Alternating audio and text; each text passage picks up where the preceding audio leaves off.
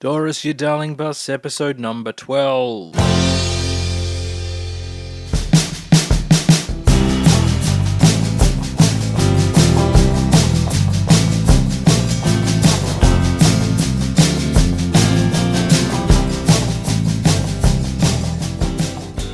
G'day folks and welcome to Doris, your darling bus, a fortnightly podcast about that unsung hero of the music industry, the tour bus. I'm your host, my name is Jonno Zilber, and my guest today is an ARIA award winner who's had a very eclectic career, both solo and with his band George, but he's found his way all the way around the world back to Brisbane, where we're hanging out today, and he's invited me into his beautiful home to have a chat, and I'm talking today with Tyrone Noonan. Thank you very much for having me here.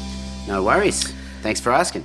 You have something in common with my very first podcast guest, Mr. Jimmy Hocking, which you mentioned to me, and that is, of course, the mighty Valiant. That's right. Tell me about your first car. So my first car was a Valiant VG Pacer, which I purchased for quite a reasonable price. And pretty soon after that, I moved out to Dalby to do my journalism cadetship. Right. But was always playing music in between and around as well. In fact, I used to drive back down to Brisbane a lot because I was playing in an Irish folk band in Brisbane at the time, kind of like a bit of a Pogues kind of thing. Cool. And also ended up playing in bands out in Dalby as well. I joined this band where the drummer had kind of turned into the singer because they'd lost their other singer, so they were very happy when I came along because he wasn't the best singer.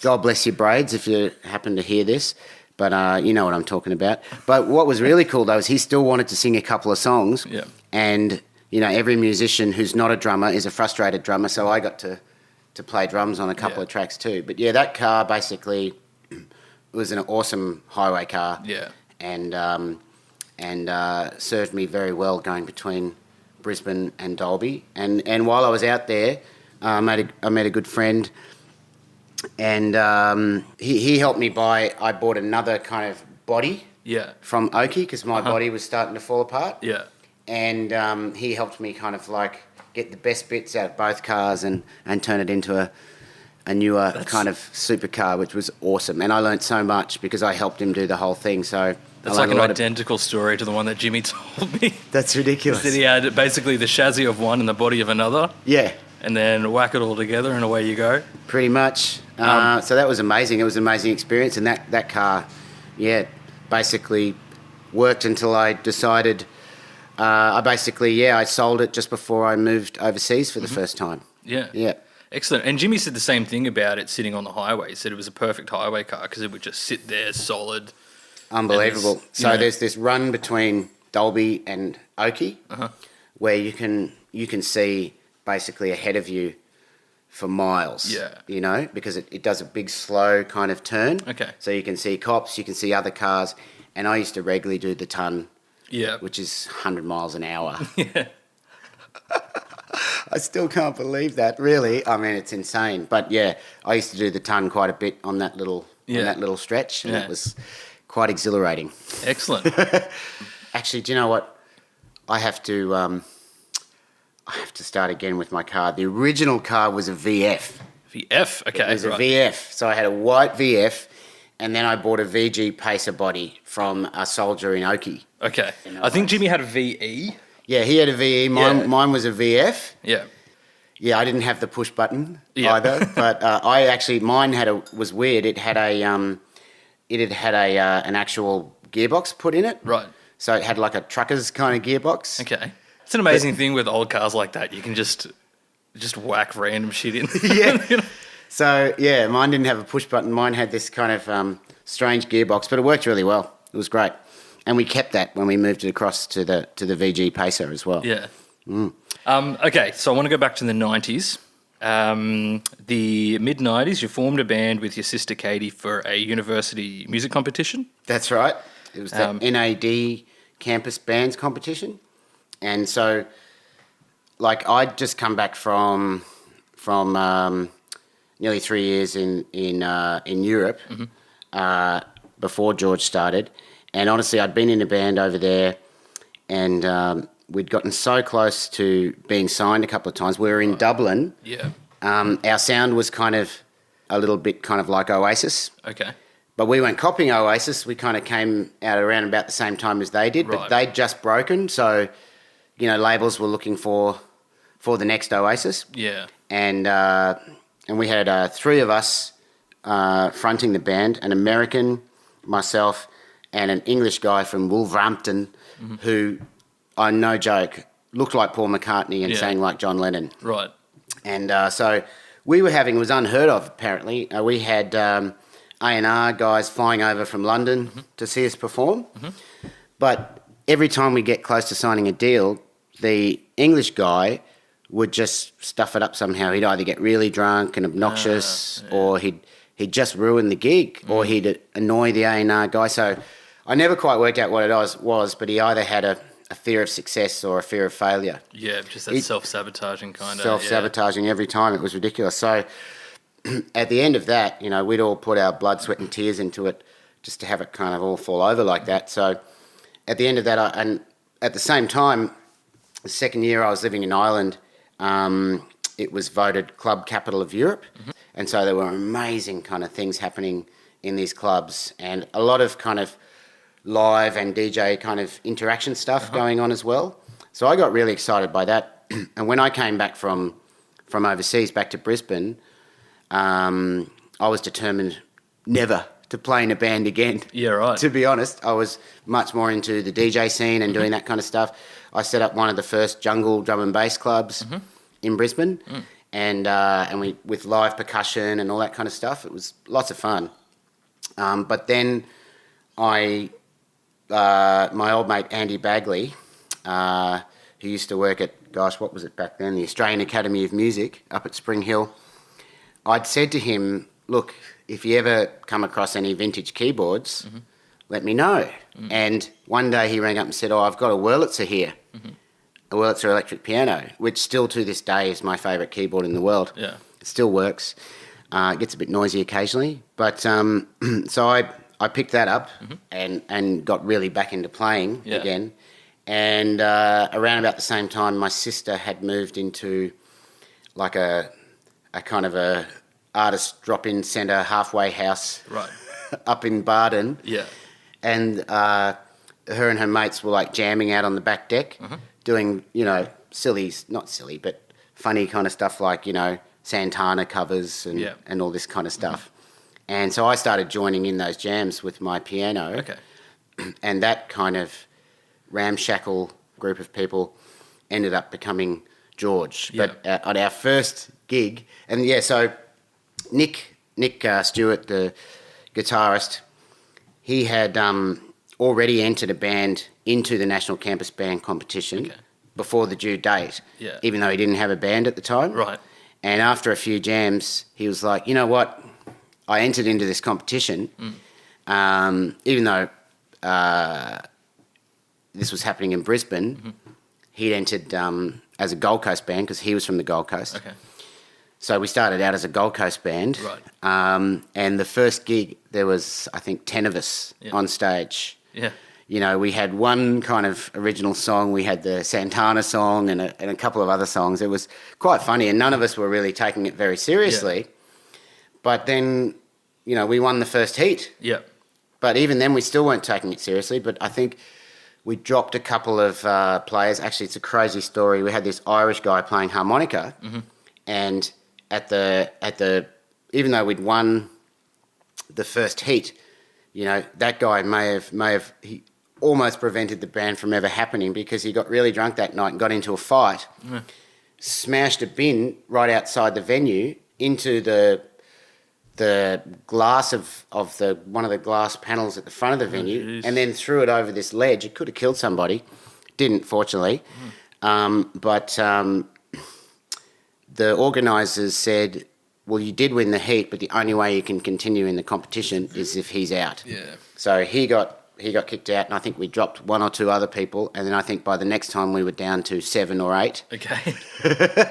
And then we won that heat as well, and after that we were like, oh, okay, maybe we should take this seriously or a bit more seriously, and then we ended up getting into the state finals. Yeah. And I don't think we didn't win the state finals, but after that we got, a lot of very kind of positive comments from the judges, etc. So we thought, oh no, hold on, did we win the state finals and then we didn't win the national? I think that's what it was, yeah. But after that, we thought, well, maybe we should, start taking this seriously. Yeah, and then think about it, yeah. Then we shrunk down to a 7-piece. Okay. And we were a 7-piece for quite a while, actually. Yeah. And at what point in that process did you sort of go, okay, well, let's take this show on the road, start recording, start touring? Yeah, well, we didn't start touring until a little bit later.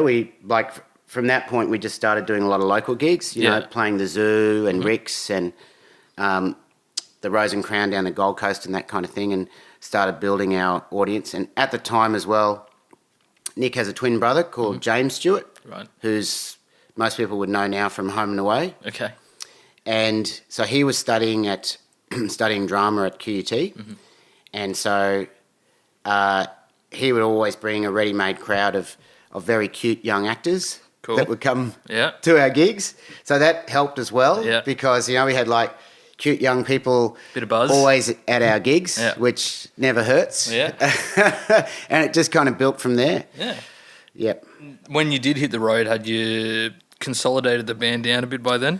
No, we were still, so by the time we actually finally recorded, we'd kind of cut down to a 5-piece. So we had a cello player, and he left.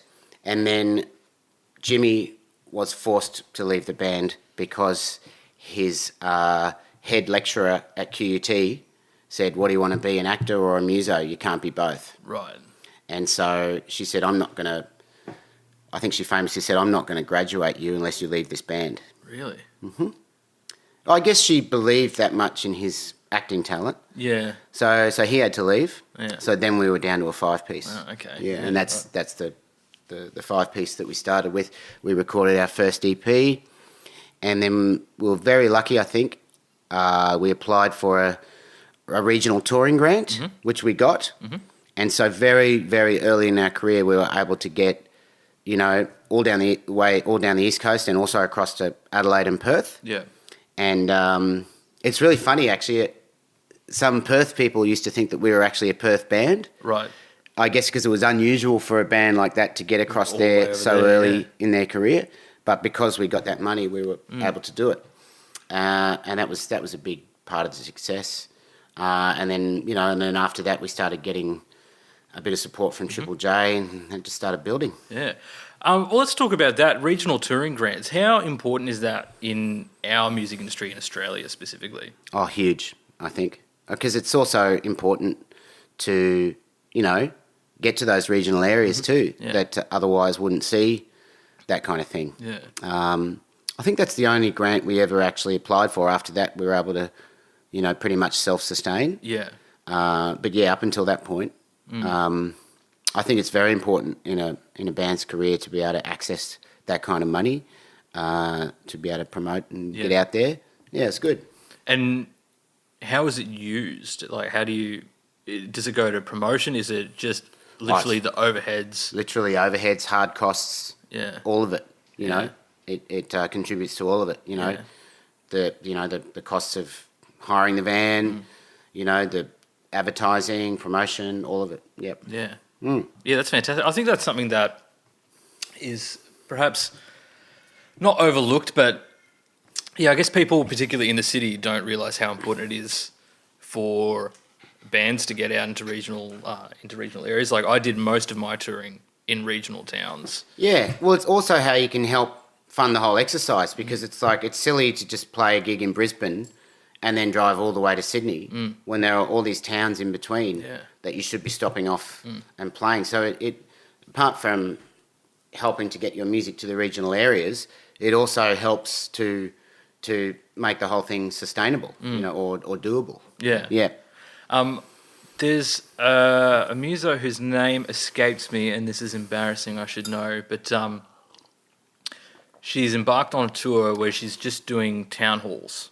Oh, nice. In small towns. Love it. And I think it was funded by a grant, but that's the whole thing, is caravan, she's travelling around in a caravan and she's playing town halls, and that's it, just these regional town halls. And that sounds fantastic. That's a great idea. I'm going to steal that. I'll have to find out who it is, and I'll try and dub it in so that it sounds like I said it here. But editor's note, that musician's name is Fanny Lumsden. Go check her out. She's doing awesome things in regional towns, and I shall endeavour to get her on a future episode of Doris You Darling Bus. Yeah, that's the thing. There's people out there, so why not bring the music to them? And That's right. I mean, if you look at the Day on the Green series, for instance, how successful they've been in doing gigs, like big gigs in places where they've never been done before. An interesting example as well, Elton John. I spent 3.5 years living in Mackay, and there's two things in my life that I never thought would have happened. One, that I would live in Mackay, and two, that I would see Elton John play a concert in Mackay while I was living there. And when he comes to Australia, he doesn't tend to play Sydney, Melbourne, Brisbane, maybe Perth if they're lucky. He comes out and does these regional tours. He plays Mackay and Cairns. I heard about the Cairns gig. Apparently it was crazy. Yeah. Like absolutely filled up the whole stadium. Yeah. Like, that's amazing. And he's a guy, he doesn't need to No. go and play in these small towns, but I remember reading an interview. He's like, well, I've been to Sydney, I've been to Melbourne, I've played shows there. Yeah. I want to see other parts of Been Australia. there, done that. And Yeah, good on him. I think that's fantastic. Yeah, and so if someone like Elton John can do it, then Anyone can. so can we. Yes. So Tyrone, where can we find all of your details? Oh, you can go to tyronenoonan.com. It's just a holding page at the moment, but it's got all the links to all of my other kind of stuff. Wonderful, and we can find all of your tunes on any of the Yes, I think I'm on online stores. Spotify. I've been a bit slack though. I think I still have to properly claim my artist page. Meanwhile, at the same time, George apparently has 20,000 active listeners every month on Spotify, which is pretty amazing. It's awesome. Yeah. Okay, let's go all the way back to the beginning. You grew up in a musical family. Your mum is a successful opera singer. So obviously you and your sister grew up playing music. Was there ever a moment when you were growing up where it became apparent that you could be a touring musician and go and live the rock star life? I think I was always, I was always interested in the idea. I mean, I must admit, if someone told me when I was a teenager, first playing in bands at high school, that I'd end up playing in a band with my little sister, I would have laughed hysterically for hours, probably, because I love my sis, but I'm 7 years older, and she was my little goody two shoes, cute little sister. It's like I never imagined I'd ended up playing in a band with her. So it's interesting how life turns out. But I guess it makes sense really, and there's something about that sibling kind of harmonies, that you can't kind of recreate any other way. The Beach Boys, the Bee Gees, so many of those kind of acts. You just can't really beat that. Yeah. That genetic kind of. I guess you almost intuitively know each other as musicians, because if you grew up in a musical household, you have all of the same influences. No, because we were 7 years apart. Okay, yeah. We had very different influences. Like I was, I grew up at the very tail end. I was a teenager at the very tail end of the Joe era in Queensland. I don't know if you know much about that. Yeah, I know about it. Having grew up in Canberra, I'm aware of it, but I don't know. So basically Queensland was kind of like a corrupt gangster town, basically. Kind of like, I guess the closest thing you could equate it to would be, Chicago in the 30s or something like that. Without as many guns, I guess. Not so many Tommy guns, but, it was a crazy place. Yeah. It was slightly anarchic. It was also exciting, though. Like, I could go out to a club as a 14-year-old. Fortunately, I looked, I had an early growth spurt, so I probably looked the right age, but you could kind of dodgy up your own fake ID. Yeah. Like I joined this one bank simply because it put a photo on your actual card. Okay. Your ATM card. So then I doctored my birth certificate. Huh. So between the two, then I had photo ID. Yeah. You see? And I used to take that out, and there were venues where you could sign a form at the front door saying, I hereby declare I am 18 years of age, Really? and they'd let you in. It was so dodgy. You know, they were obviously paying off the cops or whatever. And then the cops would come and raid the place all the time. Yeah. And, you know, you'd see all the kids scurrying off. Yeah. But that's a lesson I learnt really, really young. The best thing to do to thumb your nose at authority is to do it right under their nose. Yeah. So when the cops would come in, all the kids would scurry, we would just stand still and motionless. They wouldn't even see us. It's like we weren't even there. Yeah, hiding in plain sight. Never hiding in plain sight. Never once did I get caught or done. Wow. Because, you know, yeah, exactly. Like I had a very, very, very healthy disrespect for all authority during that period, because to me it was all a big fat joke. Yeah. You know.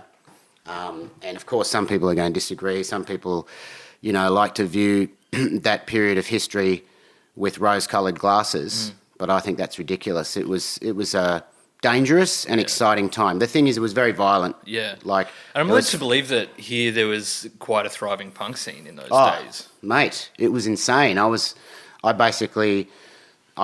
switched between being a mod, a rude boy, and a punk. Yeah. I never had the mohawk. Yeah. Because I probably would have got expelled from my Catholic school. But yeah, so, you know, and like the punk culture and all of the subcultures associated with that culture were huge here. And now, internationally, Brisbane is recognised as one of the true, authentic punk towns during that period. So that was a positive byproduct of the Joe era. It wasn't just about wearing the T-shirt. Yeah. You were actually part of something that you felt was a real revolution against the absolute corruption that was all around you. Yeah, it was pretty exciting, you know. And, you know, it was like the same thing. You wearing that uniform, any more than 3 people wearing that uniform, like I'm doing inverted commas here, could be arrested and thrown in the watch house with basically it was like pretty much in full contravention of you know, UN human rights. Yeah. That, you know, just by wearing a certain outfit. Just by association. You could, you know. But again, I think they had that same kind of fear that the English had in the 70s, that these punks could potentially try and, you know, upend society. Yeah, they were actually that afraid, you know, even though they had the whole game sewn up, that we might actually, you know, mess up their little corrupt shit show. Yeah.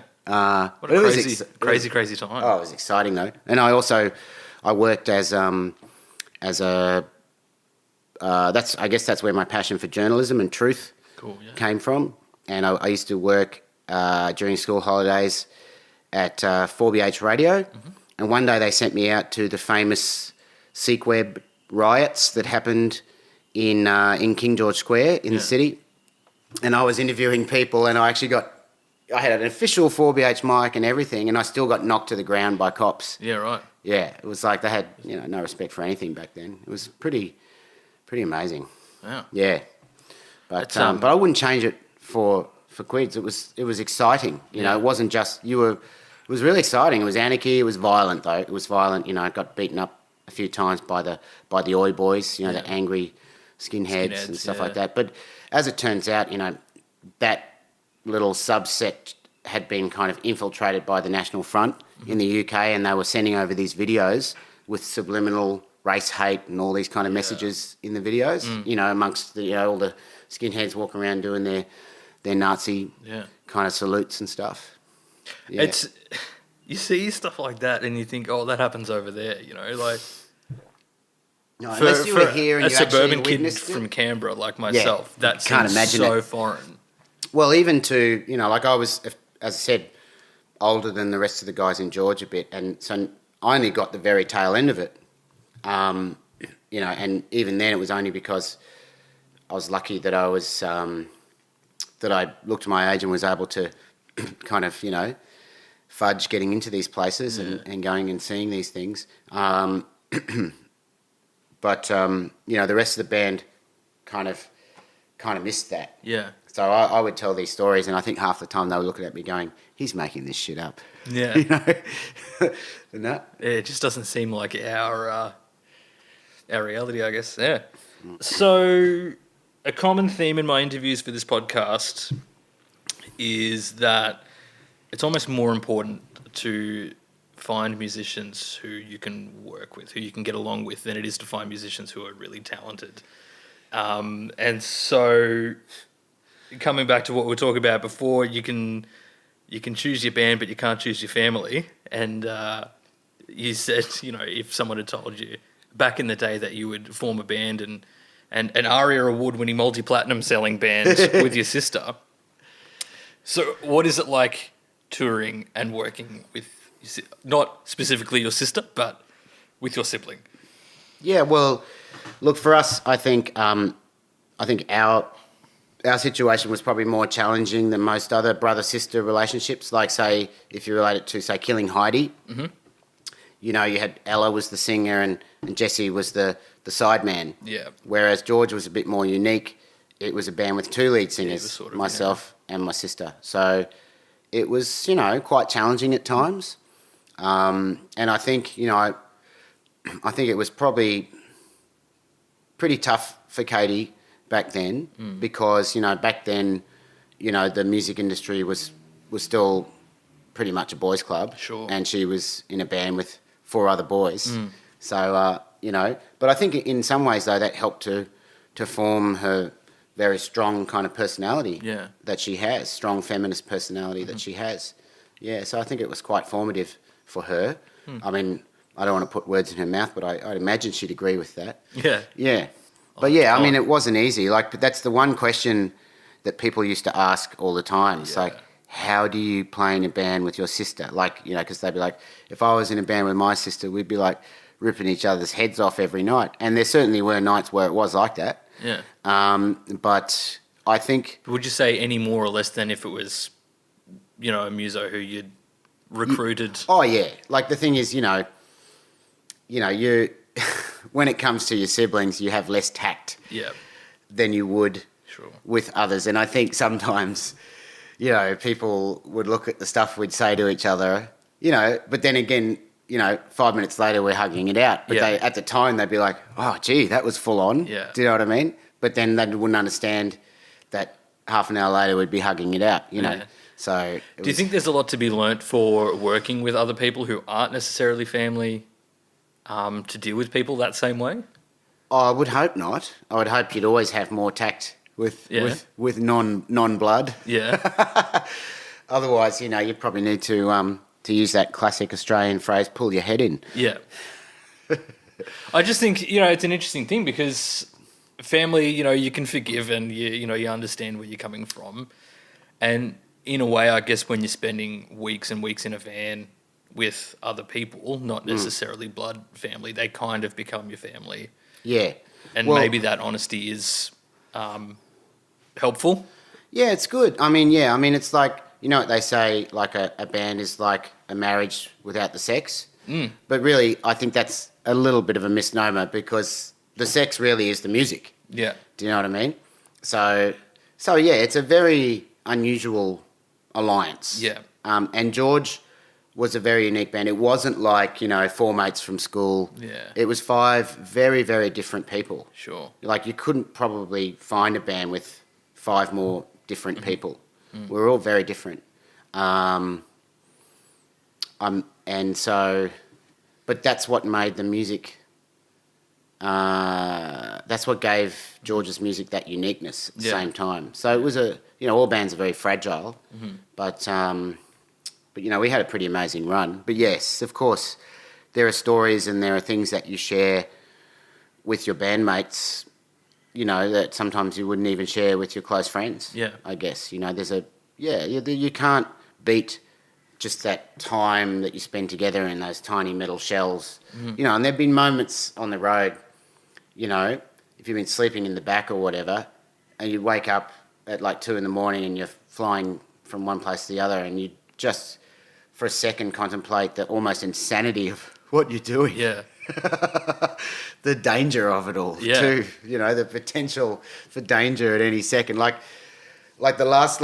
So we used to hire a Tarago and a trailer. Yep. Right?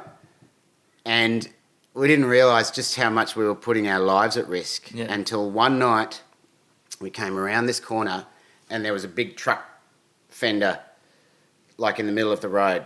Okay. And we had to kind of basically stop and swerve to get around it. Wow. And as we started to brake and turn, the whole thing, the trailer just started sliding out from the back, and we just basically did like a slow, around. Wow. steady 360. And, we were so lucky that there was no other traffic on the road. Yeah. It could have been a horrific accident, and it wasn't. And that was the last time we ever hired a Tarago and a trailer. Yeah. Yeah, because we realised, we weren't even driving that fast. It was kind of ridiculous, really. So I think we realised at that point just how lucky we'd been to not have had, anything more serious happen. But I think it was a blessing in disguise. Yeah. Even though it was a little bit scary at the time. But a funny story though, when we played at Bathurst once, right? I said, "Come on, guys, I've got to drive the Miracle Mile." So I took the Tarago with two of the more gamer dudes, and we went and drove the Miracle Mile around the S's. And Yep. And as we came around the top S, I thought, I was a bit overzealous. And the Tarago went up on two wheels. Oh, jeez. As we went round the S. Fortunately, came back down. Not a scratch, not a nothing. But that was hilarious. You didn't have the trailer, obviously. No, no way. We weren't going. No, that's it. No, we weren't. No, we switched to two Taragos after that. Okay. Basically, yeah. Yeah. Yeah. Who drove? Oh, we would switch. I mean, Katie was a genius. She decided she didn't get her licence pretty much, I think, until after George finished. Well played. So, well played, sister. Yeah. So she never had to drive, which was good. Yeah. And then I guess as we moved on and we got a bit more successful, there were other people driving. The tour manager would be driving or something like that. Yeah. Well, that leads me to my next question. As you become the multi-platinum selling band, does that touring change? Or Yes. are you still the whole time just you No, guys no. and a couple We Taragos? realised, I think the first time I realised we were actually successful was when all the boys were able to get their own hotel room and not having to share. That's a good indicator. Yeah, that's when we realised, we've made it. I no longer have to put up with your stinky self or your snoring, Yeah. That's amazing. Yeah. Are you then flying a lot more? And No, I guess so.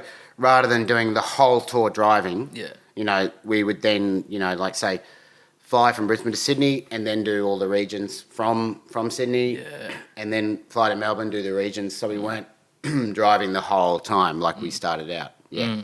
That was the other, I guess, better option for touring as well. Yeah. Yeah, no, that works. Hey, But it's incredible though. I don't know how bands do it today because of all the restrictions on baggage, etc.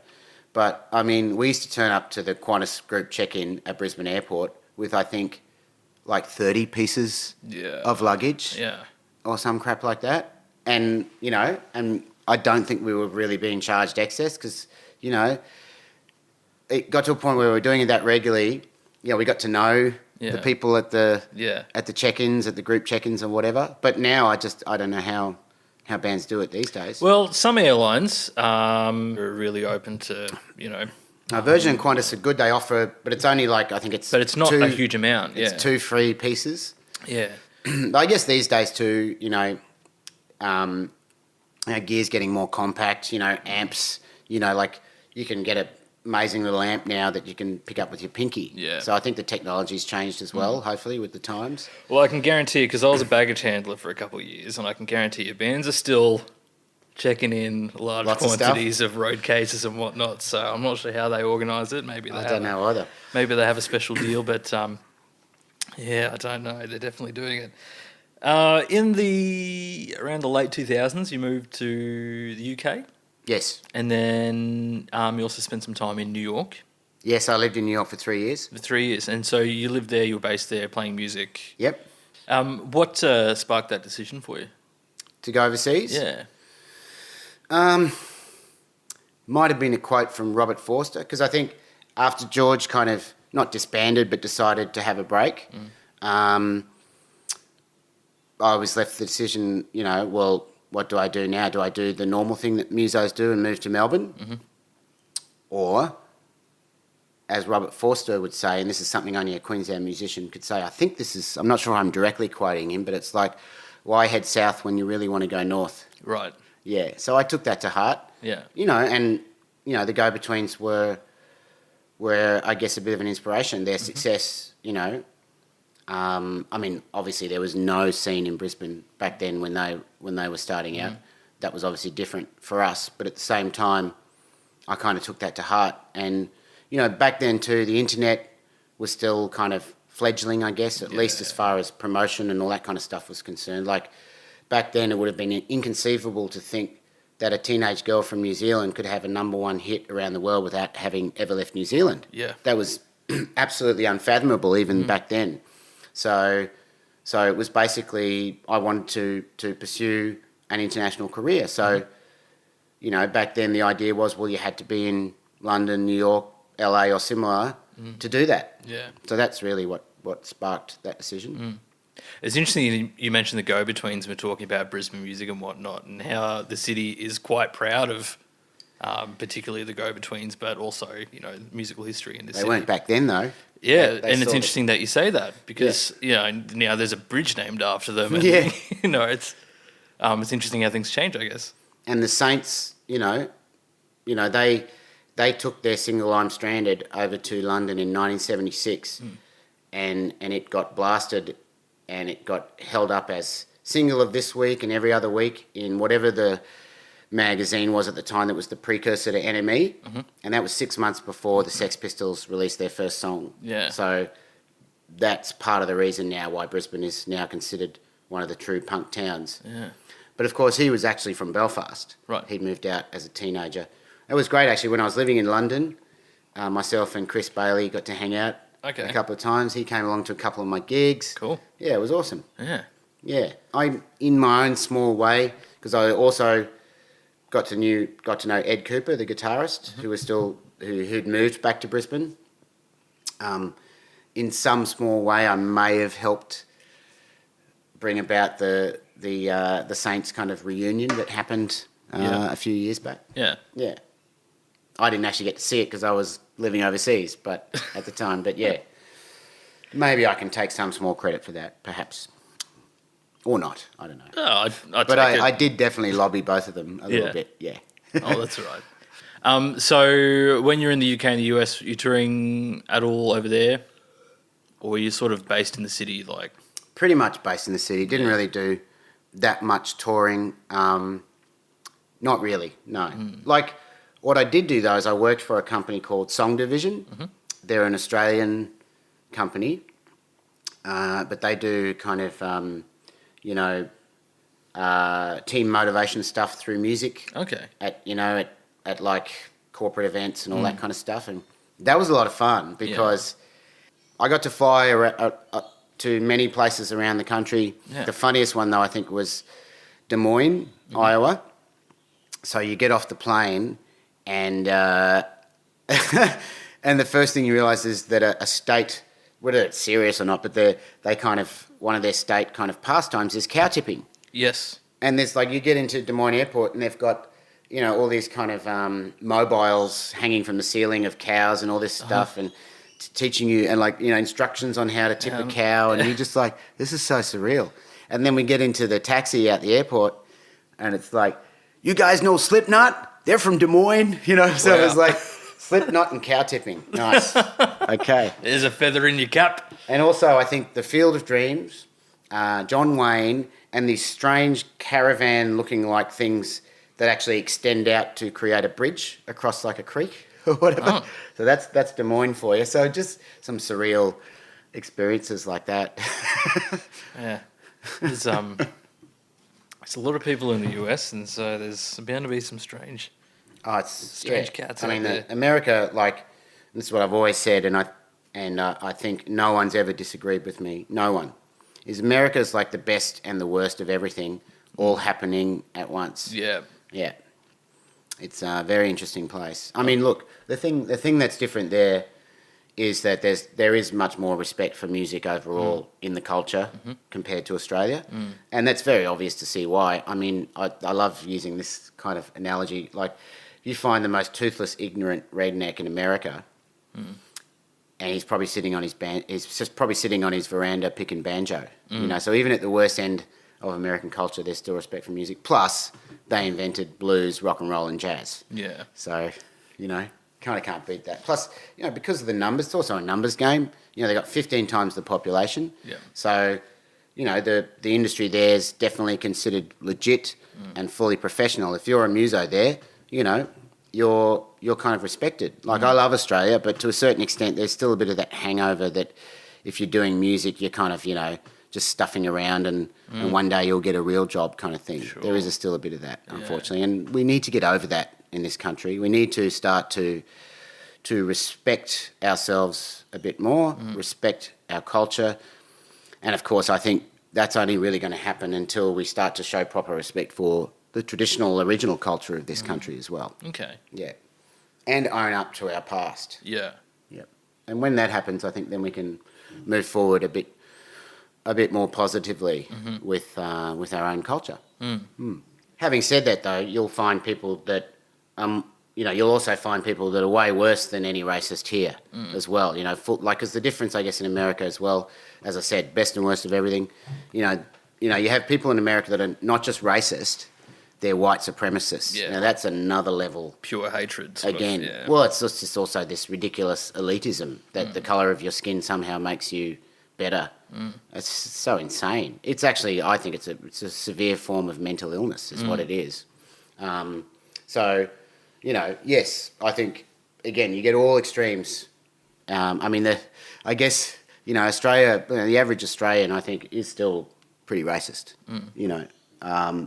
But the difference is they're lazy racists, you know.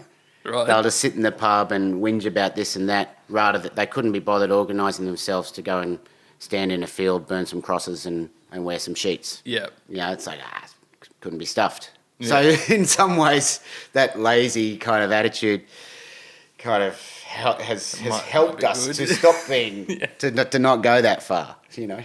But that still doesn't change the fact that we've got a problem with racism in this country too. I think every Western country does. Yeah. You know, every Western white leading country has that problem. It's not just unique to Australia, you know, and I'm not just trying to be an Aussie basher because I do love my country. Yeah. Yeah. So you've made your way back to Brisbane, and around here you're writing, you're recording, you're doing a bit of DJ work as well. Yep. Do you miss the times of yore in the Tarago? Well, I'm hoping to start to recreate that again soon. Yeah. I've got an awesome new band together. I've almost finished my next album. Cool. And yeah, going for grants at the moment. Yep. Same kind of thing, the regional touring grants, all that kind of stuff, going for it all again. Yeah. So yeah, hoping to get back out there and you know, meet the people. Create some shenanigans. Yeah. Excellent. Absolutely. I'm really excited, got an awesome band, and you know, I do miss touring Australia. Like, you know, some really amazing, beautiful things happen on the road. Yeah. You know, you get to meet some amazing people, and I think it's a good reminder of the fact that there are lots of amazing people here. Yeah, you know? absolutely. And I think getting out of the cities is a great way to do that because, you know, one thing I'll say about people in regional areas is, you know, I really respect their straight upness. You know, people out in the bush can't really afford to be two-faced. Yeah. Do you know what I mean? And it's the community as well. You know, like they haven't lost the sense of community that has, you know, that can have a tendency to get lost in the cities. And so yeah, I respect that. I like the fact that country people are more honest, more straight up, and more community minded generally. Yeah. Yeah. I miss that, actually. I do. I miss that. And I think city people need to understand that, you know, the rural people, the farmers, all those people, they're like, you know, they're the kind of heart and soul of the country. And, you know, one thing I say is that I think that rather than having military conscription, there should be a form of conscription for city kids to go out and do, you know, farm stay or farm work, like 6 months working on a cattle farm or a you know, a fruit and veg farm or whatever, just to see how the other half really lives. You know, they're tough people. Yeah. You know, they're resilient, They're amazing, and they're really struggling right now with the drought, etc. You say that they're honest and they're upfront, and I think it's a beautiful thing when you're touring and you come back to a town, and the same people are there, and they remember you from last time, and they're your best mate, and they've brought some of their mates. Exactly. You can't beat that. I think that means more than if you play like, a residency in the city in the middle of the CBD, and a few people bring their mates along, and I don't know. To me, that's that it was important to them and it meant something to them enough that they went, "Hey, saw this guy play last time. You really got to come and see him." I think it's more authentic. Yeah. Yeah, absolutely. Yeah, so I'm looking forward to doing that again. Yeah. Yeah. Excellent. Yeah. Well, that is a perfect point in which to lead into the lightning round. All right. I don't know if you're familiar with the lightning round on Dorothy Darling Bus. We're going to play a game of Would You Rather. Okay. The classic old-time touring game. All right. That we all like to play. I'm going to ask you 5 Would You Rather questions. These are my little game show card. Nice. I love it. I'm going to ask you 5 questions. Come on down. Maybe Can I do radio voice for this one? Yeah, go for it. So here's the scenario. You're on tour. You're on a highway in the middle of nowhere. Would you rather be a driver or a passenger? Passenger. Would you rather run out of fuel or get 3 flat tyres? Run out of fuel. Would you rather pay $4 per litre for that fuel or have to fill up every 100 kilometres?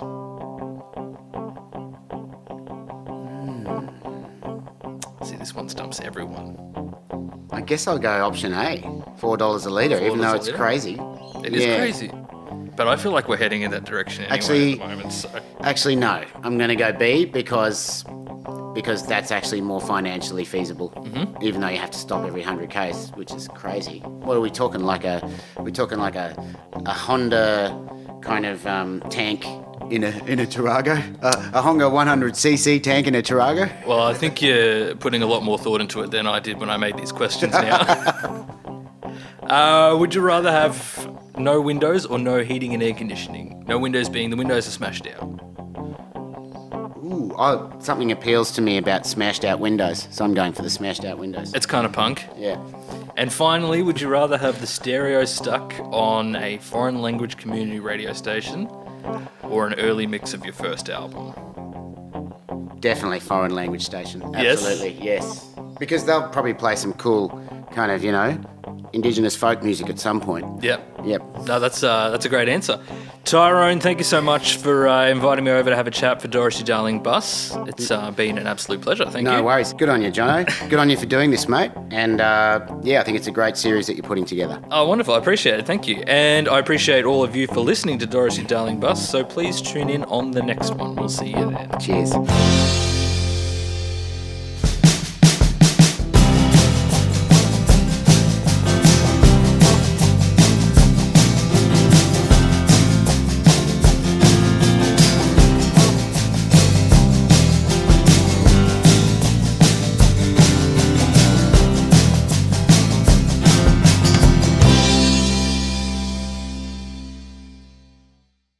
Hi folks, it's me again. Normally at the end of an episode of Dorothy Darling Bus, I'd put out a call to action to go and check out the Facebook page or like and subscribe and tell your friends, but I'm going to do something a little bit different today. After my interview with Tyrone, he recommended a few books to me written by Matthew Condon by the names of Three Crooked Kings, Jacks and Jokers, and All Fall Down. It's a 3-part true crime trilogy about crime and corruption in the Queensland police force, particularly during the Joh Bjelke-Petersen period. And also, I'm going to recommend a book that I'm reading at the moment called Bjelke Blues, which is a collection of stories edited by Edwina Shaw from everyday people on the ground at the ends of the police batons and on the front line. Musicians, artists, journalists, just everyday people and their experiences during that violent and tumultuous time in Queensland history. So get amongst them, send me a message, tell me what you think. I think it's absolutely fascinating, and we'll see you on the next one, huh?